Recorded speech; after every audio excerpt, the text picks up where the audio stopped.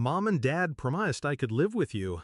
I sipped my water and replied, That's awkward. I sold the house last Friday, to a couple. The fork slipped from her hand. The room went silent, like someone had cut the power. She blinked at me, expecting a laugh. But I wasn't joking. That was the night my revenge reached its crescendo. And it started, like all betrayals do, with trust. Growing up, she was the favorite, the golden child. While I studied late into the night, she slipped out windows and came home drunk. Mom would tuck her in, whisper, "She's just young, let her be." Meanwhile, I was the responsible one, the reliable one, the one who cleaned up every mess she left behind. When Dad left, I became the backbone. Bills, mortgages, repairs. The house wasn't just a building, it was my fortress, my burden, my proof that I could hold everything together when they couldn't. And maybe I believed that counted for something. But last year, I overheard it. Her voice, laughing over the phone. "Don't worry, Mom and Dad already said the house is basically mine. He'll never kick me out." My house, the one I'd sacrificed everything to keep, reduced to a casual promise they made behind my back like I was some tenant overstaying my welcome. I didn't confront her, not then. I played dumb. Let her think I was blind. Inside, though, I made a decision. If they thought I'd roll over, they'd choke on their mistake. I started small, stopped fixing her car when she forgot oil changes, stopped covering late bills she swore she'd pay. Let her feel the edges of reality without my cushion. Meanwhile, I planned, because revenge, when done right, is quiet, slow, surgical. The deed to the house was in my name alone. Years of paperwork and sacrifice had secured that. I didn't brag about it. I let them believe what they wanted. And while she decorated her bedroom like it was permanent, I was already drafting contracts.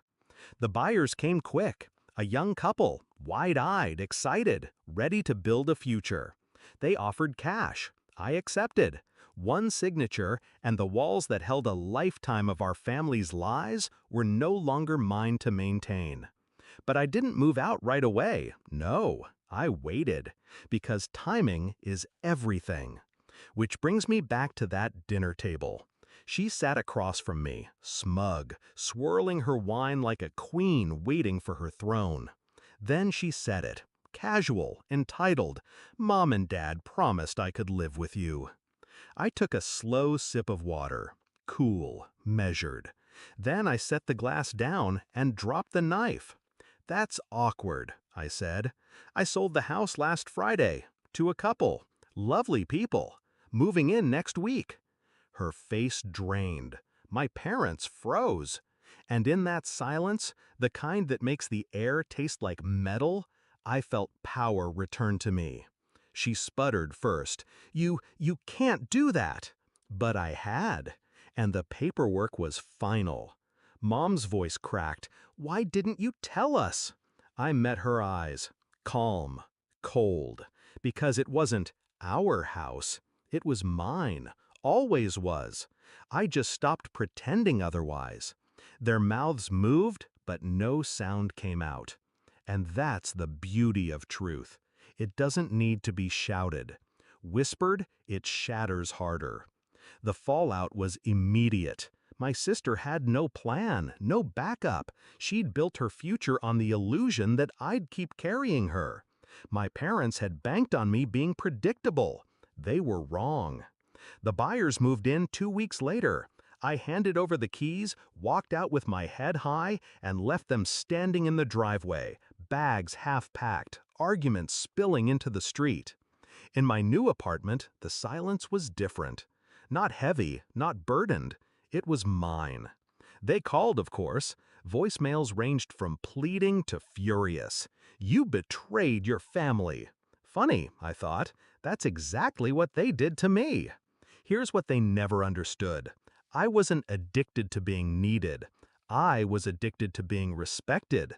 And when they stripped me of that, I stripped them of the foundation they stood on. That night at the dinner table was more than revenge. It was a declaration. I'd spent years swallowing bitterness, waiting for validation. But when I sold that house, I realized something.